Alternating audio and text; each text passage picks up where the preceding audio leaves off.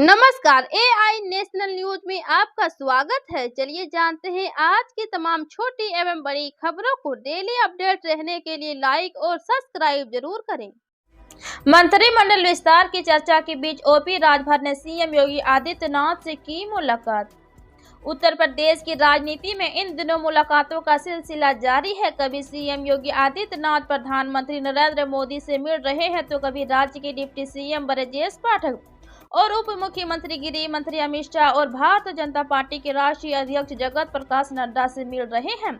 इन सब के बीच सुहेलदेव भारतीय समाज पार्टी के राष्ट्रीय अध्यक्ष ओम प्रकाश राजभर ने सीएम योगी से मुलाकात की है। इस मुलाकात के संदर्भ में सोशल मीडिया साइट एक्स पर ओपी राजभर ने पोस्ट भी किया। राजभर की ये मुलाकात ऐसे वक्त में हो रही है जब यूपी में योगी सरकार में मंत्रिमंडल विस्तार की चर्चा जारी है और सुभाषपा नेता के भी कैबिनेट में शामिल होने की संभावनाएं हैं। 2024 को लेकर बीजेपी का बड़ा दांव, लाभार्थियों से सीधा संवाद करेगी पार्टी हर जिले। आगामी लोकसभा चुनाव को देखते हुए भारतीय जनता पार्टी प्रधानमंत्री नरेंद्र मोदी और मुख्यमंत्री योगी आदित्यनाथ सरकार की हर योजनाओं की लाभार्थियों से संवाद करने का मन बना रही है। इसके लिए भाजपा ने तय किया है कि केंद्र और प्रदेश सरकार द्वारा मिल रही योजनाओं के लाभ वाले लोगों से पार्टी संपर्क करे और उनको मिलने वाले लाभ के बारे में उनके फीडबैक ले सके। इस कड़ी में भारतीय जनता पार्टी ने उत्तर प्रदेश में 11,000 कॉलर की टीम तैनात करने जा रहे हैं। ये टीम उत्तर प्रदेश में हर महीने लगभग 3 करोड़ कॉल के जरिए लाभार्थियों और पार्टी के कार्यकर्ताओं से संवाद करेगी। संसद की कार्रवाई में बाधा डालने की राजनीति गलत परंपरा। संसद का शीतकालीन सत्र तय समय से एक दिन पहले ही खत्म कर दिया गया। इस दौरान राज्यसभा में 65 घंटे काम हुआ। 17 विधेयक भी पारित कराए गए। इधर शीतकालीन सत्र के समापन पर अपने बयान में राज्यसभा सभापति जगदीश धनखड़ ने अफसोस जताते हुए कहा कि विपक्ष की ओर से कार्रवाई बाधित करने के कारण लगभग 22 घंटे बर्बाद हुए। व्यवधान को हथियार बनाने की रणनीति। संसद के दोनों सदनों में भारी विरोध प्रदर्शन और हंगामे की ओर इशारा करते हुए धनखड़ ने विपक्ष पर निशाना साधा। उन्होंने कहा कि राजनीतिक रणनीति के रूप में व्यवधानों को हथियार बनाना सही नहीं है। क्या वाकई मध्य प्रदेश के मुख्यमंत्री मोहन यादव को मिली WFI चुनाव में हार जाने क्या है? मध्य प्रदेश के नए मुख्यमंत्री मोहन यादव उज्जैन दक्षिण विधानसभा सीट से लगातार तीसरी बार चुनाव जीते और मध्य प्रदेश के मुख्यमंत्री भी बन गए। गुरुवार को मुख्यमंत्री यादव राजधानी दिल्ली में थे। इस बीच ये दावा किया जाने लगा कि वह भारतीय कुश्ती संघ के उपाध्यक्ष का चुनाव लड़ने दिल्ली पहुंचे हैं और इस चुनाव में हार के साथ ही भारतीय कुश्ती संघ का उपाध्यक्ष बनने का उनका सपना अधूरा ही रह गया।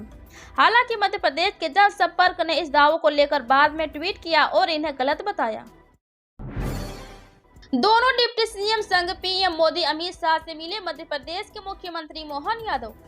मध्य प्रदेश की राजनीति पर असर डालने वाली मुलाकातों के 2 राष्ट्र राजधानी दिल्ली में शुरू हो गए हैं। इसी कवायद के तहत राज्य के नए मुख्यमंत्री मोहन यादव गुरुवार से दिल्ली में डेरा डाले हुए हैं। अब इसी कवायद के तहत सीएम मोहन यादव ने प्रधानमंत्री नरेंद्र मोदी और केंद्रीय गृह मंत्री अमित शाह से मुलाकात की है।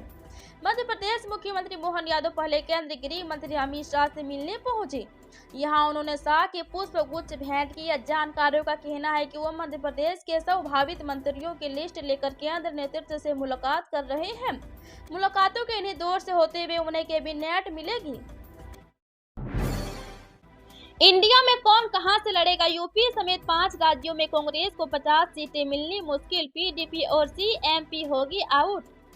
28 दलों के बीच सीट बंटवारे को लेकर इंडिया गठबंधन में मियाद तय कर दी है। सूत्रों के मुताबिक सभी दलों के बीच जनवरी के दूसरे हफ्ते यानी 15 जनवरी तक सीटों का बंटवारा कर लिया जाएगा।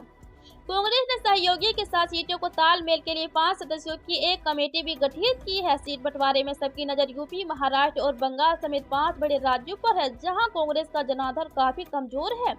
केरल और पंजाब जैसे राज्यों में भी कांग्रेस के लिए राह आसान नहीं है। कांग्रेस यहां विधानसभा में कमजोर है जबकि लोकसभा में उसे बढ़त हासिल है।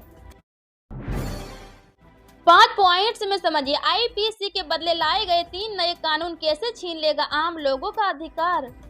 जुर्म में हम कमी करें भी तो क्यों, तुम सजा भी तो कम नहीं करते। जॉन एलिया साहब का ये शेर कल यानी 20 दिसंबर को लोकसभा में उस वक्त पढ़ा गया जब संसद में भारतीय दंड संहिता, दंड प्रक्रिया संहिता और भारतीय साक्ष्य अधिनियम की जगह लाए गए 3 नए कानूनों पर बहस चल रही है।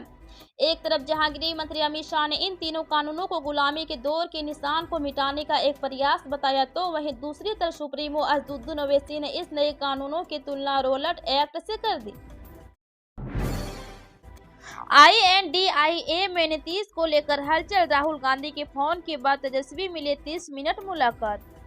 इंडिया गठबंधन की चौथी बैठक के बाद सियासी गलियारे में चर्चा है कि नीतीश कुमार नाराज है। जेडीयू के नेता इस बात को एक तरफ खारिज कर रहे हैं तो दूसरी ओर बीजेपी के नेता कह रहे हैं कि इंडिया गठबंधन की चौथी बैठक में ममता बनर्जी ने मल्लिकार्जुन खड़गे का नाम पीएम पद के लिए आगे करके नीतीश कुमार को झटका दे दिया। सूत्रों के मुताबिक गुरुवार को राहुल गांधी ने सीएम नीतीश कुमार को फोन किया। बैठक में हुए फैसले पर कुछ बातचीत के सूत्रों के अनुसार यह मनाने का प्रयास था। इधर को तेजस्वी यादव झट से मुख्यमंत्री से मिलने पहुंच गए। रिपीट और पुलवामा वोट मांगने की राजनीति, कश्मीर में जवानों की शहादत पर संजय राउत ने उठाए। कश्मीर के पुंछ जिले में आतंकी हमले में 4 जवानों की शहादत पर विपक्ष हमलावर हो गया है। शिवसेना उद्धव गुट के नेता संजय राउत ने आरोप लगाया है कि जवानों पर हमले की भनक तक सरकार को नहीं लग रही है। उन्होंने इस घटना के रिपीट और पुलवामा करार दिया है। संजय राउत ने कहा कि कश्मीर में हमारे जवानों पर हमला हो रहा है, सरकार को खबर भी नहीं है। संजय राउत ने आरोप लगाया है कि केंद्र सरकार आतंकी हमले की घटनाओं पर वोट बटोरना चाहती है। उन्होंने कहा कि पुंछ में जो हमला हुआ है वह रिपीट और पुलवामा है। संसद में जब घूसपैठ हुई, बीजेपी सांसद भाग खड़े हुए, सुरक्षा चुप पर बोले राहुल गांधी, वीडियो शूट पर भी दिया जवाब। गठबंधन के 146 सांसदों के निलंबन के फैसले के खिलाफ विपक्षी दलों ने जंतर मंतर पर विरोध प्रदर्शन किया। इस दौरान राहुल गांधी ने केंद्र की मोदी सरकार पर जमकर निशाना साधा। राहुल ने संसद की सुरक्षा में चूक और वीडियो शूट जैसे मुद्दों पर भी केंद्र सरकार को घेरा। उन्होंने कहा, जब संसद में घूसपैठ हुई, बीजेपी सांसद भाग खड़े हुए। राहुल गांधी ने संसद की सुरक्षा में चूक के मामले में केंद्र सरकार से कई सवाल पूछे। राहुल ने पूछा, संसद की सुरक्षा में चूक कैसे हुई? ये युवा संसद के अंदर कैसे आए? संसद के अंदर गैस स्प्रे कैसे लाए? अगर ये गैस स्प्रे ला सकते हैं तो संसद में कुछ भी ला सकते हैं। राहुल ने कहा, यह सवाल भी है कि इन युवाओं ने संसद में घूसपैठ क्यों की?